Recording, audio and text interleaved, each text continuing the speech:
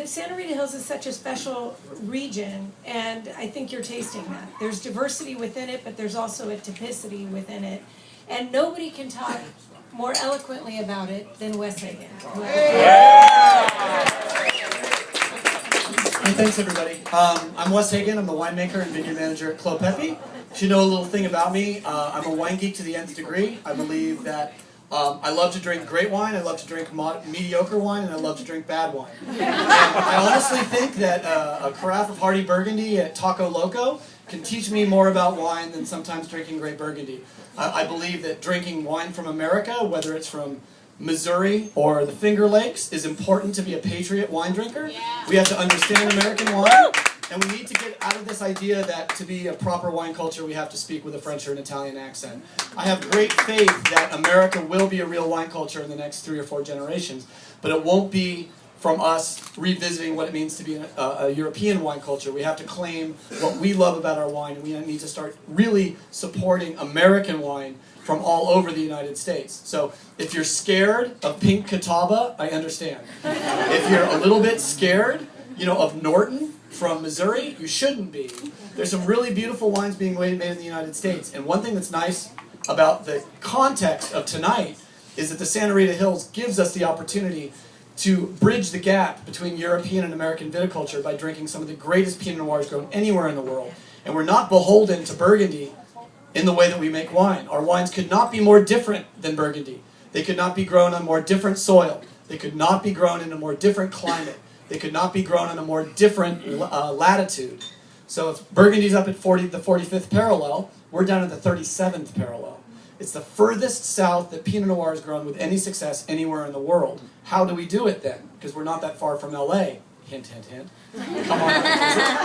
The key is starting about 12 million years ago, the entire coast of California began to shift, and a large part of it actually ripped up and turned about 90 degrees up the coast of California to form Point Conception and the transverse maritime throat that would eventually be the Santa Rita Hills. What does that matter? It matters because basically it's an east-west valley that pulls cold air off the Pacific Ocean. So the hotter it is over in Soldang and Santa Ynez, the more cold air it's pulling off the Pacific to moderate our temperature. So while some regions, we barely get to 2,000 degree days, which classifies us as a region 1 wine growing region. Some years we don't get warm enough to even classify ourselves as a wine growing region. If it's under 2,000 degree days, it's not even region 1, which would mean Winkler and UC Davis says, sorry, you can't grow grapes there. That's why it was always a challenge. People thought, really, you're going to grow wine in the Santa Rita Hills? You know how cold it is. Like I was talking to someone earlier, they went to a wedding in the Santa Rita Hills in August, and suddenly it was 45 degrees. And like these people from Michigan are like, dude, I thought it was California in the summer. It's cold. It's cold, it's cold, it's cold. And that cooling influence is what you're tasting in the wine. And what I love about Pinot Noir, well, one of the things I love about Pinot Noir, first of all, you can do anything with it. You can make a sparkling wine, a rosé, a light-bodied red, a medium-bodied red, or almost like a heavy red with the same varietal. So it's so amazingly adaptative.